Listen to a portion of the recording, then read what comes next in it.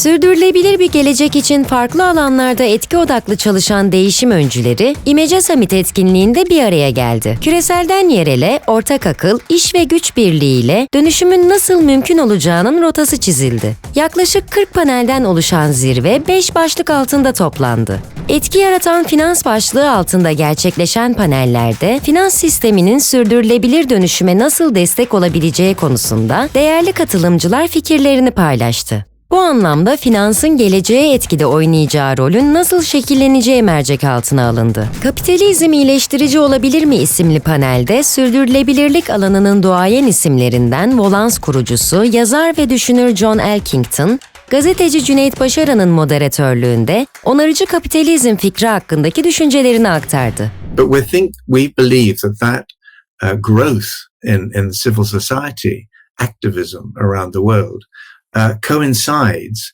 with an extraordinary period in terms of geopolitics and macroeconomics, where we're moving into another down cycle. Now, that's not totally bad news, because it's during those down cycles that the really, really interesting work gets done.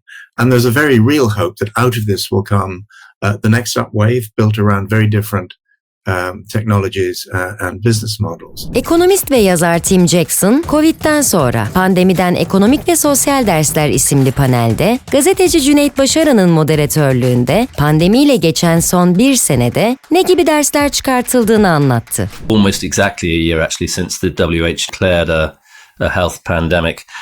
And the most obvious thing that we learned during that time, I think, and we learnt it very early on, is that our model of prosperity and what prosperity means and what prosperity is had gone wrong somewhere, and we'd missed sight of a basic fact, which is that prosperity really is about, as much as anything else, and first and foremost, prosperity is about health. The economy is getting bigger and bigger, and the planet is not. At some point, there's going to be a crunch point, and we're going to start trashing the planet. We're going to have climate change problems. We're going to lose species. But was at the time an extraordinary moment of realization, a confrontation of the political class by a 15-year-old schoolgirl making a blatantly obvious point about fairy tales of economic growth, as she called it.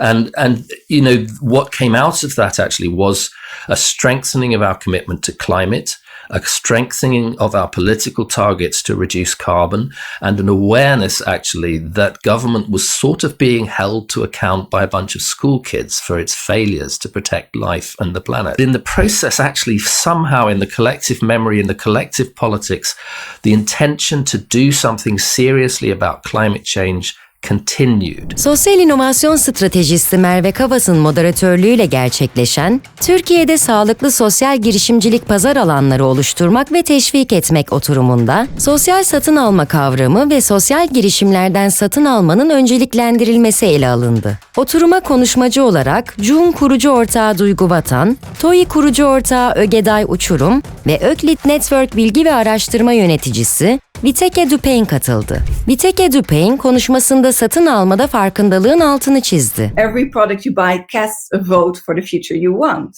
And this is absolutely the message that we want to bring, because each product you can make a decision if that product or service actually supports maybe people who have a disadvantage, and from the marketplace, or from an employment perspective, or if your product will actually, throughout the whole supply chain, support a good environmental practice. Aynı oturumda TOİ kurucu ortağı Ögeday Uçurum, sosyal girişim penceresinden görüşlerini aktardı.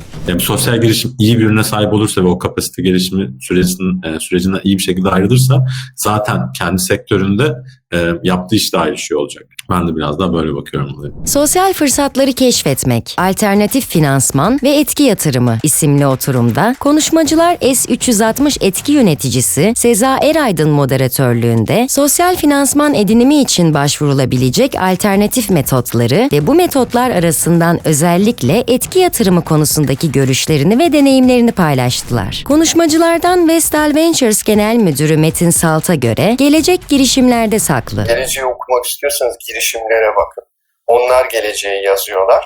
Eğer biz daha sağlıklı, daha iyi, daha başarılı bir toplum yaratmak istiyorsak bundaki en büyük payı da zaten girişimler oynayacak. Basit yöntemlerle, klasik düşünce yapılarıyla büyük etkiler yaratamazsınız. Etkiyi de yaratabilmek için mutlaka çok inovatif bakmak lazım. Gelecekte en önemli duygulardan biri vicdan olacak. İnsanlar şunu soracak: bu şirket iyilik yapıyor mu? İyi bir şirket mi? Vicdanlı mı? Çünkü güç elinizde olduğunuzda geriye tek vicdan kalıyor. Hep birlikte bu ortamı daha güzel yapacağız. Konuşmacılardan Ak Portföy Girişim Sermayesi Fonu Genel Müdür Yardımcısı Ertunç Tümen, kaynakların daha iyi kullanılmasının altını çizdi. Yani tüketimi finanse ederseniz tüketen toplum olursunuz, üretimi finanse ederseniz üreten toplum olursunuz. Finansal enstrümanların yeni katmanları. Etki ve finansal güçlendirme eksenli bankacılık panel oturumu, JP Morgan Yönetici Müdürü Fuat Savaş, EBRD kapsayıcılık uzmanı Mehmet Üvez, UBP analist Özgür Göker, Triodos Investment Management Kurumsal Gelişim Başkanı Sandra Castaneda Elana'nın katılımı ve S360 CEO'su Kerem Okumuş'un moderatörlüğüyle gerçekleşti. Fuat Savaş, oturumda denge unsurunun altını çizdi. Yakın zamana kadar kalkınmada insanın ihtiyaçları tek kriterdi. Fakat belli küresel sınırlara yaklaştıkça gezegenin sınırları da bir faktör olarak karar mekanizmasına yansımaya başladı. Ve dolayısıyla SKA'lara baktığımızda insanın ihtiyaçları ile gezegenin sınırları arasında bir denge kurma ihtiyacı görülüyor. Dünyada bir para sıkıntısı değil, bir proje sıkıntısı var. Oturumda EBRD kapsayıcılık uzmanı Mehmet Üvez, EBRD'nin kapsayıcılık başlıklarını açtı. Ekonomik kapsayıcılığa, yani ekonomik fırsatların, bu fırsatlardan yeterince yararlanamayan gençler, kadınlar, dezavantajlı gruplar, ki bunlar az gelişmiş bölgelerde yaşayan topluluklar, engelli bireyler, yaşlanmakta olan iş gücü ve son 10 yıla damgasını vuran mülteciler, göç konusu gibi sosyal gruplara da sürdürülebilir bir piyasa ekonomisinin vazgeçilmez parçası olduğuna inanıyoruz. Ekonomik kapsayıcılık modelimizin temelinde de fırsat eşitliği kavramına dayanıyor ve kendi kontrolleri dışında koşullar nedeniyle ekonomik fırsatların önünde orantısız engeller yaşayan gruplara odaklanıyor. Oturumun sonunda Kerem Okumuş son sözleri paylaştı. Bu sistemin dönüşümü için en önemli aktörlerden bir tanesi finans sektörünün ve bankacılık sektörünün bu anlamda dönüşmesi